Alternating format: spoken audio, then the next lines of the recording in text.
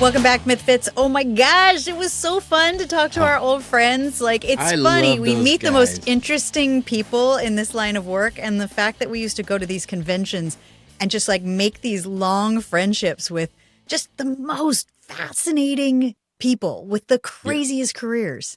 Yeah, and just great guys. Like, God, it was, they have become such good friends over the years because we would see them a few times a year at these conventions. But you know, the thing that brought us together was this agent who ripped us all off. Like, it's like, I remember we were leaving a convention and somebody came up to us. It was Erin Gray from Buck Gray, Rogers yes. and Silver Spoons. Yes. And she came up and said, look, your agent is stealing from you. He used to be my agent. He stole from me. You need to get rid of him. And it was because of her. And we had suspected, because I remember we were at the convention I was there on Friday. You and Grant were like doing a talk somewhere, and then you guys showed up on Saturday. So I was there by myself on Friday, and it was busy, but not crazy, right? And I counted the money, and they're like, oh, we'll it doesn't look good for the talent to deal with the money. I'm like, it's not that it's not that busy. I'll just take care of it. And so then the next day it was nuts. Like, we were slammed. We had a line all day long, and they were like, we'll take the money and we're going to go count it for you guys. And stupidly, it was like, oh, okay. And then when it came back, I made less money on Saturday than I did on Friday. And I'm all, how is that possible? They completely stole all of our money. And in fact, remember there was one convention that we went to, and we talked to the promoter after, and we're like, did we get an appearance fee? Because they told us we didn't get one. And he's like, yeah, you, Kari and Grant, you each would have gotten a certain amount. And our agent took it. Man, shady. Yeah, Shady, we've had to dirty learn the hard business. way through this business. We weren't showbiz people. We were trying to figure it out all on our own. It was, anyway, at least out of it, we got friends. We got great friends. Yeah, totally. And a little bit of wisdom. Yeah, totally. A little bit of wisdom.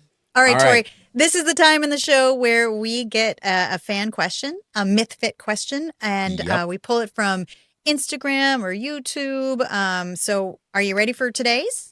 All right, Kari, this one is for you from Kevin Myers. Ooh, like Michael Myers, but Kevin Myers. Kari, did you keep the Freddy Krueger bear claws you used on duct tape plane? Yes, actually, the part of my studio you can't see. Hold on. Oh God, these are so freaking heavy. I've got the bear claws. Oh my God, they're fully made of steel, and they're super sharp. Every time I've moved them around, I have hurt myself just a little bit. And I thought about at one point, when we were doing auctions for the Grant Imahara STEAM Foundation, I was thinking of doing like an eBay auction for them or something. Mm-hmm. But they're so heavy and they're so dangerous. I can't even imagine trying to ship these. It would be more than you'd ever get to raise money for.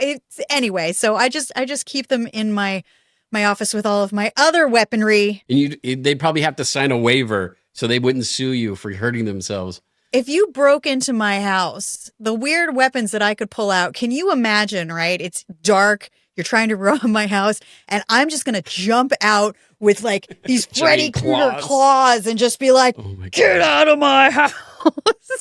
Those things are so badass. I love They're so Wolverine. Oh my God. The damage you could do with those. Dude, I had so much fun making those on the show. Like, I spent the longest time just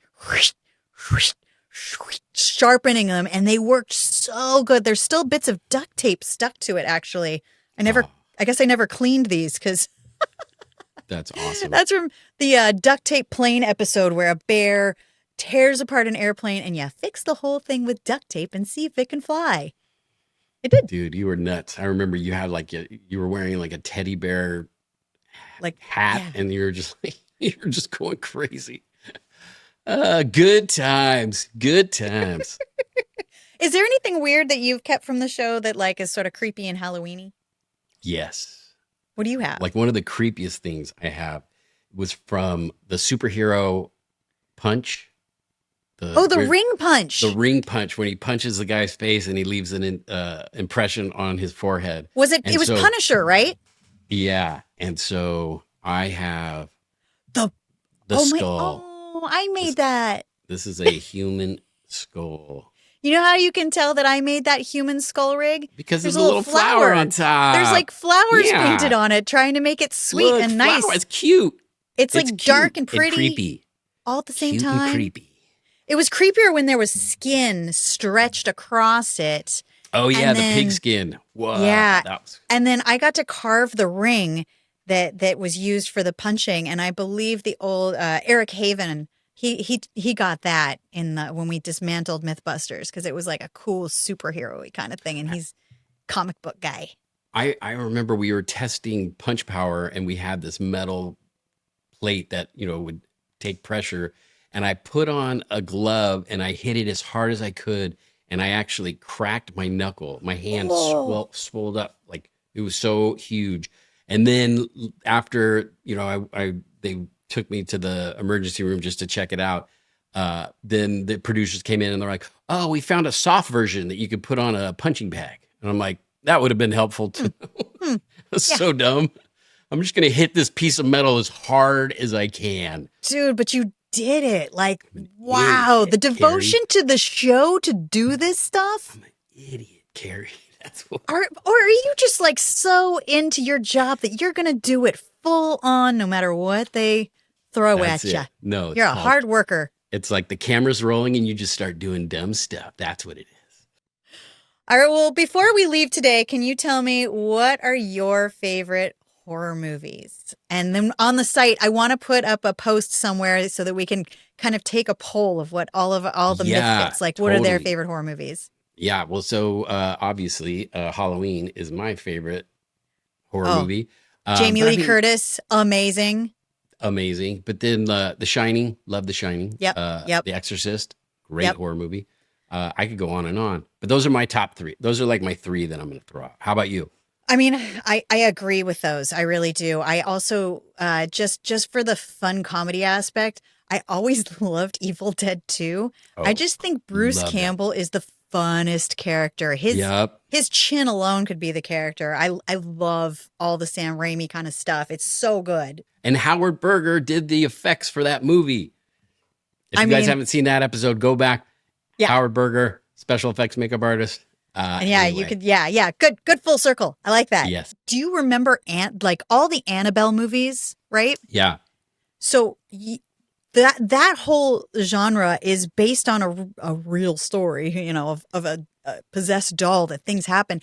And I read a news article recently where a journalist he was writing a story on Annabelle, and he was around the real doll, and then he mysteriously just dies of natural causes. Did you see that? Yes. So when I was a kid, the doll that is the original Annabelle doll, not the scary one from the movie, but it's like a Raggedy Ann.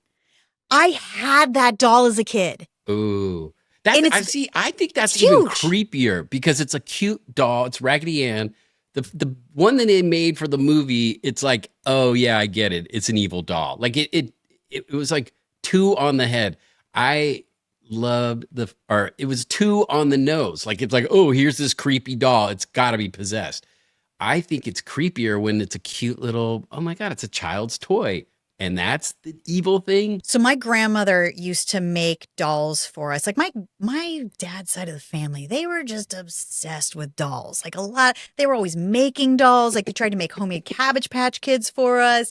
They made these life-size Raggedy Ann and Andes for us. Like my aunt used to collect dolls. Like dolls are they're just creepy. They're really creepy. And getting dolls that are as big as you when you're a kid. Oh. It's weird. That's scary. Man, it's so weird. So here is a picture of me at my great aunt's house, right? And her house was like, I talked about my great aunt Betty earlier. How old are you there? Gosh, I must be about 5. You have your name on your shirt. I always had my name on my shirt, even at MythBusters for some reason. I don't know why. People, like, as a kid, so they remembered your name? Which my one's mom that? would just iron my name on my shirt. But like, is that Summer? No, that's Kari. Okay. So like I would spend summers at this house that had dolls Oh my everywhere, right? God. No wonder why you're so weird, Kari. Yeah, I mean, I carve creepy dolls to this day because I grew up in this house with these freaking, like I would spend every summer with dolls everywhere. And like, whether you believe in ghosts or not, it's just weird. Like these dolls are just Oh weird. my They're made God. with How eyes that that are is so glass. cute. They look So like they have real creepy. human hair.